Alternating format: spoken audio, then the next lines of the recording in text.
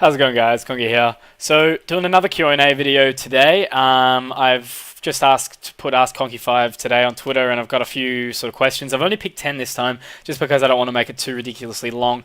But the next one will definitely be doing with my girlfriend, so hopefully you guys enjoy this one, and then obviously I'll be doing another one pretty shortly. So, first question I've got is from @EvicSimp. Now, he asks me future plans COD-wise. Now, as you guys know, Advanced Warfare is coming out in sort of the next 3 weeks, I think it is now. I get paid next week and I'm buying an Xbox One, and then I've got 2 days off work to play Advanced Warfare, so obviously on the days of release, so that comes out on the 3rd, and I'll be playing both for the 3rd and 4th, hopefully making a 48-hour Taj on that. In relation to other videos for the rest of the year, the Quaitage 2 will be out soon. The trailer is being edited as we speak. I've just uploaded my clips, and yeah, that should be out shortly. That's edited by Blitz. Now, the Taj, I think we still have an editor, depending on how he goes time-wise.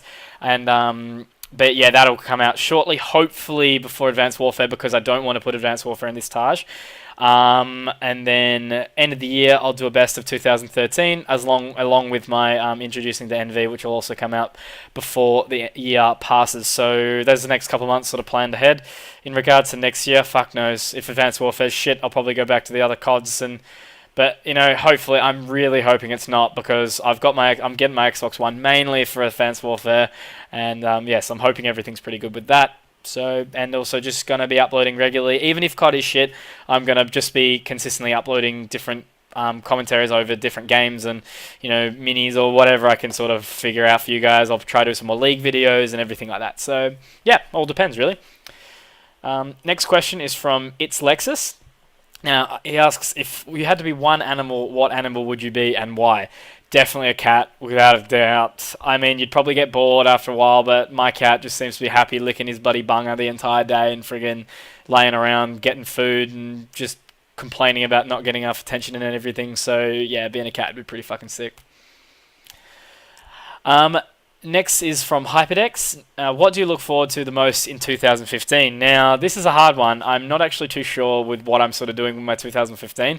I think next year I'll be moving into sort of a higher pay bracket, and also, getting a lot more responsibility in my job, so that's pretty exciting. I'll probably be going to a place called Sumatra next year for a surf trip as well. That'll be fucking really cool.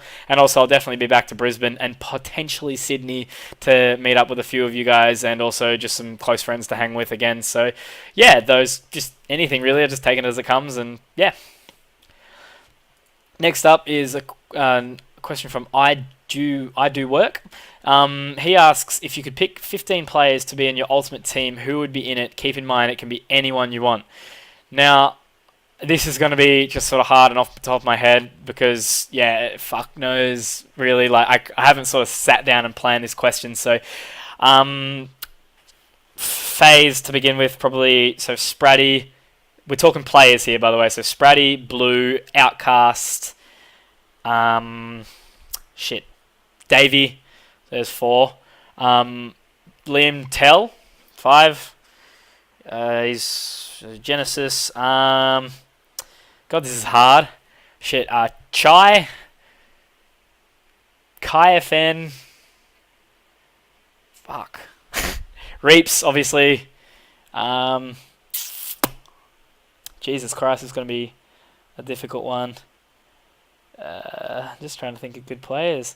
Honestly, this is a hard one. Like, literally, I'm just going to... There's a handful in FaZe that I absolutely love. There's a handful in NV that I absolutely love. Handful in Saw, handful in Genesis, and then a handful of Aussies. So, you know, I probably tweeted it here and there, but I can't make a list exactly. But, you know, those couple just off the top of my head, really. So... Now, next question is from Tyler Change. He asks, is insurance broking the job you want to do for the rest of your life? At this stage, yeah. It's a fucking great career, and I know that I can really make something out of myself if I continue in this career. Money-wise and also social-wise, it's fantastic. A lot of the job is pretty much client relation, because anyone can sell you insurance, but the person wants to deal with someone they can relate with and someone they can enjoy their time with. So I'm looking forward to kicking back to all the golf days and big conferences, and also I get to travel a lot and everything like that. If I make a name for myself and becomes relatively successful, sorry. I've started early, so yeah. At this stage, yeah, I don't see anything changing. Clever asks, what are your opinion on SL clips? Now, I know I'm going to get bashed by the community for probably answering this question in an honest way. Now, I play SLs, but not organized. Now, there's a very fine line when it comes to this. Now, organized, in my opinion, are sort of like the Rex lobbies and the Solar lobbies and everything like that, where the clips are genuinely easier to hit. I can't relate for sniper lobbies around the rest of the world because obviously I haven't played in them. COD 4 is pretty easy to play in as a sniper lobby, but that's usually just because I'm playing against the same people. But you still got your dickheads who, decide to RPG and, run around with fucking blowing themselves up to try kill, I don't know. It's crap. And stuns and everything like that. So, yeah. MW3 organized sniper lobbies are fucking gay. I obviously end up in them. Usually it's just because, say, if I play with like a group of 3 or 4 mates and I just end up inviting recents, and that's because we can't physically find a drop zone just by waiting for the lobby to fill up. If that happened, that'd be sick, and that does happen at certain times of the day. But if it's late at night or something like that, I just want a lobby, I'll just invite whoever was in recent lobbies, and eventually the lobby will fill up. So it's not organized in any sense because you're not letting people hit clips on you. It's just a lobby. Black Ops 2 obviously doesn't happen. Ghosts, it happens because there's no people on the fucking game. World at War, don't mind too much because it is harder to hit clips on that game, but still sniper lobbies on that kind of shit. But yeah, in Australia, look, there's not much lobbies, there's not much we can do really, so provided that it isn't a blatantly organised SL, which the lobby, 50-50 one flag capped or stuff like that, and is legitimately easier to hit clips in, then nah, I don't dig that. But normal SLs and where it just sort of happens by default, I can't do anything about it. I apologize, but I do. Obviously, my standards increase if they are in easy lobbies, and I try to use different things like, I try variety to sort of mix it up a little bit. But yeah, unfortunately, we can't really avoid them here in Australia. So yeah, shit in the most case, but if they aren't blatantly easier, nothing I can do. So yeah. Declan asks, how's Bali? Fantastic, man. Now, I've been to Bali 8 times now, and I'll never stop going back. It is so much cheaper than traveling within Australia and everything like that. Like, it cost me $300 for flights and my surfboards on top of that. And, it's literally the closest thing you can possibly get to, like, world-class waves just around my corner, really. It's a 3-hour flight from Perth. And, as I said, meals are cheap, drinks are cheap, everything's cheap, and it's fucking fantastic. I'm going back in November to Gili Islands, so, yeah, I really look forward to that again, and I'll always keep going back. Gospel asks, now, what accomplishment are you most proud of? This is hard, because relative to real life, I suppose just sort of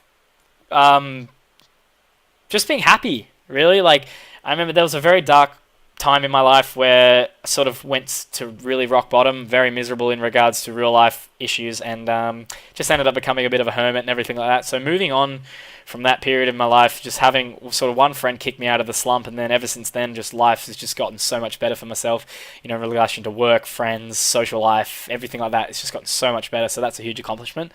In regards to COD, my best accomplishment is probably joining NV for sure, and just gaining in the gain of subscribers, and I recently got 1,000 likes on my best clip ever video, which is now my best leftover ever, and so yeah, just that kind of stuff. It feels fantastic, but yeah, kind of hard question to answer, I suppose, in relation to real life.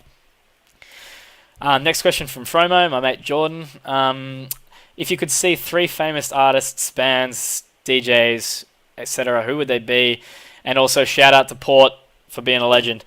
Now, it's hard because I've actually seen a lot of my favorite artists. A lot of my favorite artists. If I could see anyone again, it would be Metallica, hands down. That was the best concert I've ever seen in my life, and I can't wait till they come back.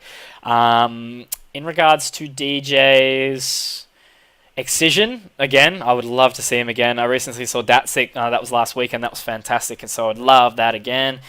And I'm not really sure who else. Kind of a hard one. Parkway Drive, I'd love to see again. I guess I've seen him. I've seen them. Sorry, a couple of times, and yeah. But I've honestly seen pretty much every single one of my artists. Like, luckily, living in Perth, drum and bass is massive, and so I pretty much get to see anything I want. At they're the best drum and bass artists in the world are coming in and out of here. Like people like Noisia. Sorry, I haven't seen them live yet. They are coming to Stereosonic, but I'll be in Bali that time, so hopefully they'll do an act when I'm still around. Hopefully they'll hang around after Stereo and play a side act, which they normally do. Well, watch most artists normally do in Perth, so I'll look forward to that. Now, Kai FN asks, 3 best Australian players in your opinion. Now, this is a hard one because there are a few of them, and Kai, you're actually one of them. I don't understand how good you are at this. Also, I'm not including New Zealand players, so probably Kai, Chai, and I'm going to say Lads, even though he doesn't play anymore. But those 3... Oh, fuck. Sorry, I have to say current, because if I had to say past players, I would have said Blitz. But so, current players, Kai, Chai, and... It's really hard to sort of single out people that sort of stick out above everyone else. Who's released a good Taj lately? I bet it's just sort of sitting there obviously in my head, but I'm just going to go out and say sort of it's going to go out on a limb and say Perry. He surprises me. Really surprises me. So, yeah, there's 3. And now, next question. No, that's actually it. So, as I said, guys, like, look, in the questions where in relation to players, I've just sort of had it done on the spot, and I'm really bad at thinking of who's good and what I have seen and everything sort of on the spot. So don't take offense if I haven't mentioned your name or anything like that, because I really, suck at thinking on the spot. So hopefully you guys enjoyed the question and answers. I'm definitely going to do another one with a bit more in depth, and it'll probably go for maybe almost sort of 20 to 30 minutes actually if I do one with my girlfriend, and there'll be a lot of questions and a lot of good answers and everything like that. So hopefully you guys enjoyed. I'm actually off to film the next Cooking with Conk at the moment. I'm just about to walk downstairs and do that. So hopefully you guys enjoyed, and plenty more to come from myself. So thanks a lot, guys. It's been Conky. Peace!